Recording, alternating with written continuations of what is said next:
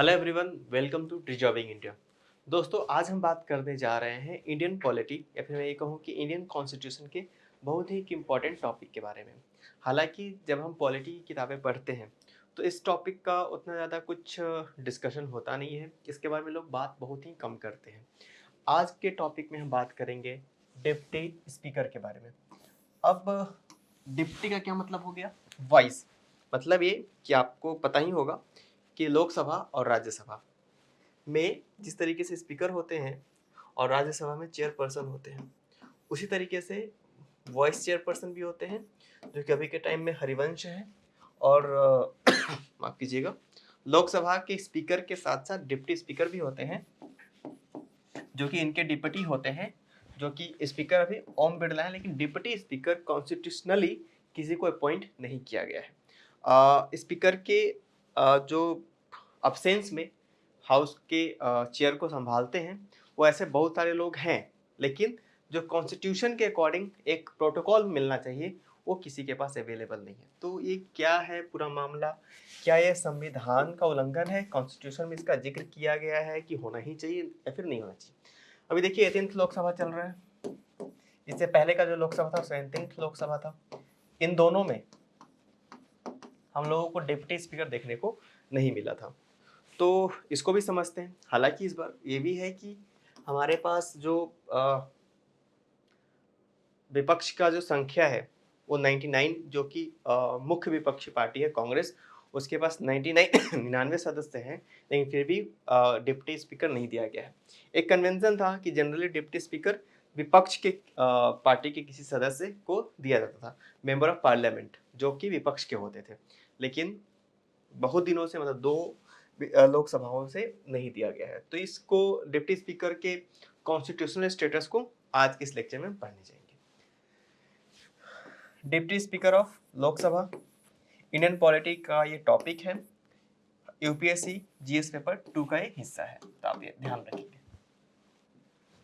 सबसे पहले बात करेंगे कॉन्स्टिट्यूशनल स्टेटस के बारे में। तो आर्टिकल 93 है जो है इंडियन कॉन्स्टिट्यूशन का, वो बात करता है स्पीकर का और डिप्टी स्पीकर का। अप्लाइज टू लोकसभा ओनली, तो आप ध्यान रखेंगे सिर्फ और सिर्फ लोकसभा में ही अप्लाई होता है, क्योंकि जैसे कि मैंने आपको बताया कि राज्यसभा में स्पीकर होते हैं जो कि वाइस प्रेसिडेंट ही होते हैं, और सब स्पीकर होते हैं, फिर माफ कीजिएगा, राज्यसभा में चेयरपर्सन होते हैं जो कि वाइस प्रेसिडेंट होते हैं, और डिप्टी चेयरपर्सन होते हैं जो कि अभी के समय में हरिवंश जी हैं। तो आर्टिकल 93 में जिक्र किया गया है स्पीकर और डिप्टी स्पीकर के बारे में, और सिर्फ लोकसभा के लिए। तो आप प्रीलिम्स के हिसाब से, पॉइंट ऑफ व्यू से, दो स्टेटमेंट यहाँ से बन सकता है कि क्या डिप्टी स्पीकर का पोस्ट कॉन्स्टिट्यूशन में कहीं मेंशन नहीं, कहीं डिफाइन नहीं, तो आप बोलेंगे यस डिफाइन है आर्टिकल 93 में।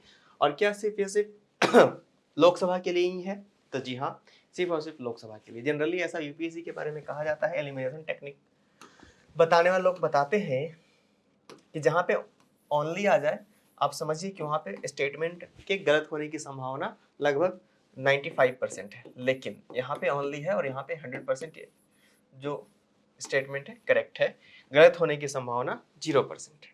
आगे बढ़ेंगे, इलेक्शन और इसके कन्वेंशन को देखेंगे। Elected by Lok Sabha members from among themselves, तो जितने भी लोकसभा के सदस्य होते हैं उन्हीं में से चुने जाते हैं डिप्टी स्पीकर।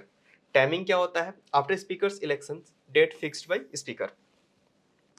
जैसे स्पीकर चुन लिए जाते हैं, स्पीकर के द्वारा ही डेट चुना जाता है। कन्वेंशन है usually from opposition, not mandatory, याद रखेंगे। जनरली ये देखने को मिलता है कि ऑपोजिशन के लोग डिप्टी स्पीकर बनते हैं, लेकिन ऐसा मैंडेटरी नहीं है, कॉन्स्टिट्यूशन में कहीं भी मेंशन नहीं है। पावर्स और फंक्शन क्या क्या है इनके? तो स्पीकर के एब्सेंस में हाउस को चलाते हैं ये, कास्टिंग वोट करते हैं टाई हो जाने पे। अगर 50-50 से मामला टाई हो गया है तो इनका वोट जो होता है वो मान्य होता है। Chairs parliamentary committee if appointed, कोई भी पार्लियामेंट्री कमेटी है उसके चेयरपर्सन के तौर पे काम करते हैं।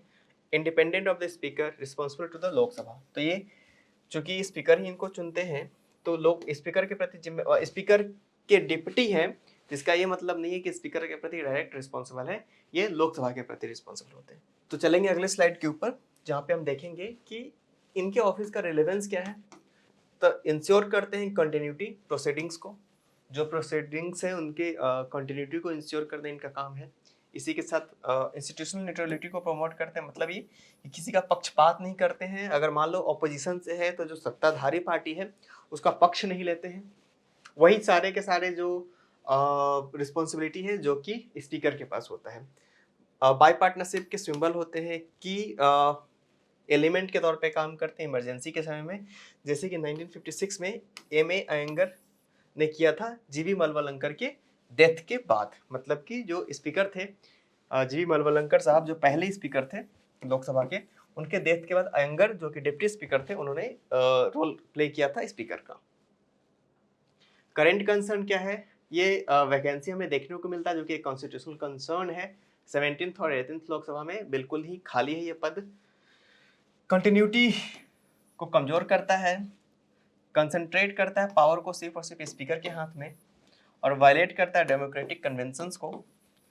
रिस्क है लीडरशिप क्राइसिस के समय, अगर मान लेते हैं ऐसा कुछ विशेष सत्र बुलाना पड़ा लोकसभा का और हमारे स्पीकर किसी ऑफिशियल काम से इंडिया के अंदर नहीं है, तो वैसे समय में कैसे इसको ऑर्गेनाइज किया जाएगा, ये काफ़ी चुनौतीपूर्ण होता है। रिफॉर्म्स कौन कौन से चाहिए? एक फिक्स टाइमलाइन होना चाहिए, election with in the 60 first sitting. जैसी लोकसभा चुनकर आती है और पहली सीटिंग होती है उसी के 60 दिन के अंदर इनका चुनाव हो जाना चाहिए। एक ट्रिगर मैकेनिज्म के तौर पे काम करना चाहिए। अगर बहुत ज़्यादा डिले हो रहा है तो प्रेसिडेंट को इनिशिएट करना चाहिए इस मामले में। Reserve for opposition to enhance trust, इसको मैंडेटरी कर देना चाहिए कि ऑपोजिशन के ही जो लीडर होंगे, मेंबर होंगे वो इसके लिए रिजर्व सीट होगी ताकि ट्रस्ट बढ़ाया जा सके।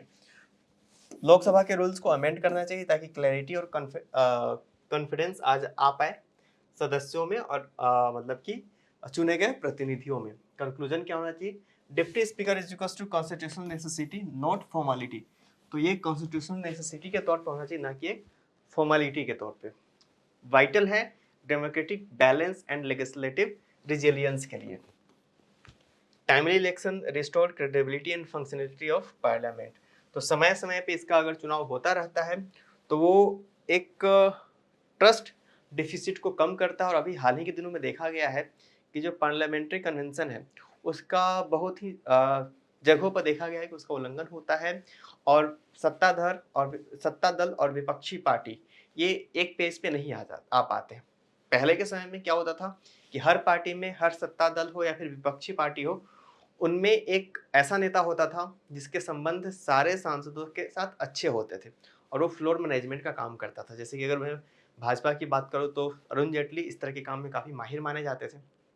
उनके पर्सनल रिलेशंस थे विपक्षी दलों के सांसदों के साथ, लेकिन अभी के समय में इसकी बहुत ही ज़्यादा कमी देखने को मिलती है। तो ये बहुत ही आदर्श स्थिति है कि इस वक्त पे डिप्टी स्पीकर के लिए एक बहुत ही ठोस कदम उठाना चाहिए पार्लियामेंट्री जो कन्वेंशंस है उसके अकॉर्डिंग। तो आज के लेक्चर में फिलहाल इतना ही, अब मिलेंगे किसी और लेक्चर में। Thank you very much.